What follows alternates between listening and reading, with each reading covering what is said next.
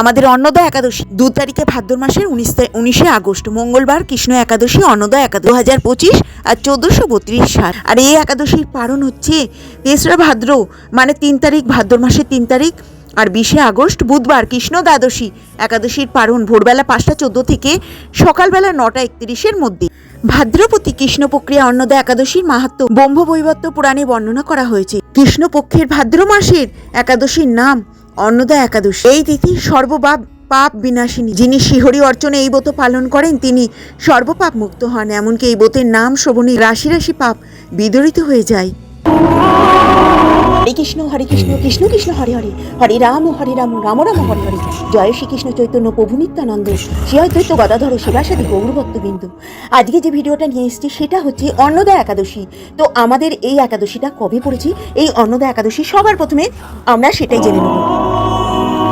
আমাদের কবে পড়েছে একাদশী সেটাই আমরা জানবো। তো এটা আমাদের কৃষ্ণপক্ষের একাদশী। আমাদের হচ্ছে ভাদ্র মাসের 2 তারিখ আর 19 আগস্ট মঙ্গলবার কৃষ্ণ একাদশী অন্নদা একাদশীর পালন। ইংরাজির 2025 আর বাংলার 1432 সাল। আর ভাদ্র মাসের 2 তারিখ 19 তারিখ আগস্ট মাসের আর মঙ্গলবার কৃষ্ণ একাদশী অন্নদা একাদশী। জন্মাষ্টমীর ব্রত পালন করলাম। তো এই একাদশীর ব্রতই চেষ্টা করবেন, যারা নির্জলা পারবেন তারা নির্জলা ব্রত পালন করবেন, আর যারা মনে করছে নির্জলা করতে পারবে সেই জন্য তারা ফলমূল দুধ নিয়ে এই একাদশীর ব্রত পালন করবেন নিষ্ঠা সহকারে। জন্মাষ্টমীর পরেই একাদশী পড়ছে ভাদ্র মাসে কৃষ্ণপক্ষের একাদশী অন্নদা একাদশী। নমস্কার, ভগবান ধাম থেকে আমি আবার একটা নতুন ভিডিওর মাধ্যমে আপনাদের সামনে চলে এসেছি। আজকের যে ভিডিওটা সেটা হচ্ছে অন্নদা একাদশী। আমাদের কৃষ্ণপক্ষের ভাদ্র মাসের কৃষ্ণপক্ষের একাদশী অন্নদা একাদশী। তো এখানে কিছু মাহাত্ম্যের সঙ্গে এই ভিডিওটা নিয়ে এসেছি এবং কবে পালন করবেন একাদশী সেটা আমি প্রথমেই বলে দিলাম। তো চলুন আমার সঙ্গে লাস্ট অবধি একটু ধৈর্য ধরে কষ্ট করে আমার সঙ্গে থাকবেন। এবার অন্নদা একাদশীর মাহাত্ম্য বোধকথাটা আপনাদের সঙ্গে শেয়ার করে দিচ্ছি। এই ভাদ্রবতী কৃষ্ণপক্ষিয়া অন্নদা একাদশীর মাহাত্ম্য ব্রহ্মবৈবর্ত পুরাণে বর্ণনা করা হয়েছে। মহারাজ যুধিষ্ঠির বললেন, হে কৃষ্ণ, ভাদ্র মাসের কৃষ্ণপক্ষের একাদশীর নাম কি তা শুনতে আমি অত্যন্ত আগ্রহী। শ্রীকৃষ্ণ বললেন, হে রাজন, আমি সবিস্তারে এই একাদশীর কথা বর্ণনা করছি, আপনি একগ্রহ চিত্রে শ্রবণ করুন। ভাদ্রের কৃষ্ণপক্ষিয়া একাদশীকে বলা হয় অন্নদা। এই তিথি সর্বপাপ বিনাশিনী। যিনি শিহরি অর্চনে এই ব্রত পালন করেন তিনি সর্বপাপ মুক্ত হন। এমনকি এই ব্রতের নাম শ্রবণেই রাশি রাশি পাপ বিদরিত হয়ে যায়। এই ব্রত প্রসঙ্গে একটি পৌরাণিক ইতিহাস রয়েছে। প্রাচীনকালে হরিশ্চন্দ্র নামে এক নিষ্ঠাপরায়ণ সত্যবাদী চক্রবর্তী রাজা ছিলেন। পূর্বকর্মের ফলে প্রতিজ্ঞা আর সত্যতা রক্ষায় তিনি রাজ্যভ্রষ্ট হন। অবস্থা এমন হলে যে তিনি যে স্ত্রী পুত্র অবশেষে নিজেকে পর্যন্ত বিক্রি করতে বাধ্য হলেন। রাজেন্দ্র এই পুণ্যবান রাজা চণ্ডালের দাসত্ব স্বীকার করলেন। সত্যাগ্য রক্ষার্থে দৃঢ়নিষ্ঠা প্রদর্শন করেছিলেন। তিনি শ্মশানে মৃত ব্যক্তির বস্ত্র রূপে গ্রহণ করতেন। এইভাবে তার বহু বছর কেটে গেল। দুঃসাগরে নিমজ্জনিত হয়ে কি করি, কোথায় যাই, কিভাবে এই দুর্দশা থেকে উদ্ধার পাই, এই চিন্তায় তিনি দিন রাত্রি বিভোর হলেন। এমন সময় দৈবক্রমে পরমখী এবং গৌতম ঋষি রাজার কাছে এলেন। রাজা মুনিকে দর্শন করে ভক্তিভরে প্রণাম করলেন। জোরে তার সামনে দাঁড়িয়ে নিজের সমস্ত কথা জানালেন। রাজার দুঃখের কথা শুনে মুনিবর বিষয়পূর্ণ হলো।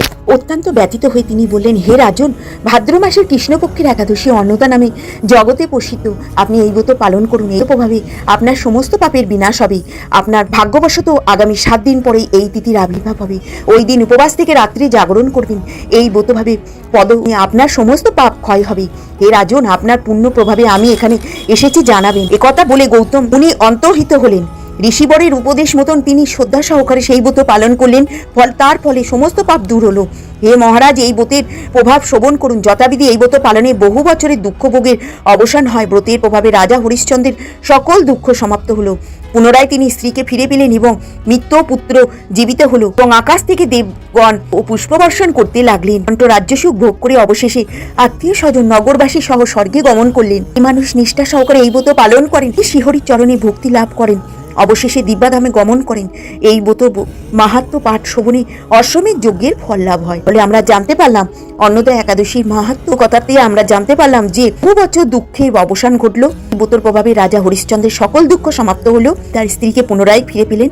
মৃতপুত্র জীবিত হয়ে গেল। আকাশ থেকে দেবতাগণ পুষ্পবর্ষণ করতে লাগলেন এবং রাজ্যসুখ ভোগ করে অবশেষে আত্মীয় স্বজন নগরবাসী সহ গমন করি। আর এই ব্রতর ফলরে সহকারে এই ব্রত পাঠ ও অশ্বমেধ যজ্ঞের ফল লাভ হয়। সকলে অন্নদা একাদশীর ব্রত পাঠ ও শ্রবণ করবেন, সকলকে উৎসাহিত করবেন এই অন্নদা একাদশীর মাহাত্ম্য পালন করার জন্য হরি বল হরি বল হরি বল মন্ত্র এবং সংকল্প মন্ত্রটা আপনাদের সঙ্গে শেয়ার করে দিচ্ছি। একাদশীর পারণ মন্ত্র অজ্ঞাত তিমিরানন্দস্য বত নানেন কেশব প্রসিদ সুমুখ নাথ জ্ঞান সৃষ্টি পদ্য ভব বত নানেন কেশব প্রসিদ সুমুখ নান জ্ঞান সৃষ্টি পদ্য ভব। একাদশী সংকল্প মন্ত্র একাদশং নিরাহার স্থিতা অহম অপরেহানি ভোগখানি পুণ্ডরিকাক্ষ শরণামে ভবচ্যুত।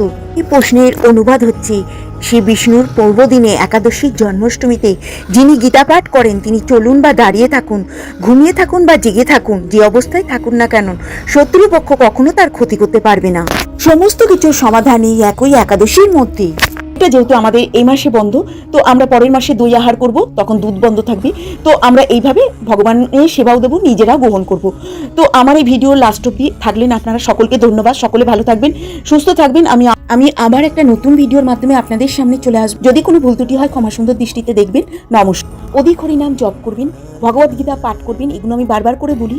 তো এইভাবে আপনারা ভগবানের কাছে থাকবেন, ভগবানকে ডাকবেন, ভগবানের সেবা করবেন। ভগবান ধাম প্রাপ্তি হতে গেলে আমাদের ভগবান ছাড়া কোনো উপায় নেই। তো ভগবানকে অতি অবশ্যই সঙ্গে রেখে সবসময় কাজ করবেন। ভগবান কিন্তু সমস্ত কিছুতে রক্ষা করবেন, ভগবান আপনাদের সঙ্গে থাকবেন। হরি বল। আমি এখানে একাদশীর মাহাত্ম্য কথাটা, সংকল্প মন্ত্র, পারণ মন্ত্র এবং একাদশীটা কবে পড়েছে, অন্নদা একাদশী, এটা বলে দিলাম। সকলে ভালো থাকবেন, সুস্থ থাকবেন। আবার একটা ভিডিও নিয়ে চলে আসবো। নমস্কার।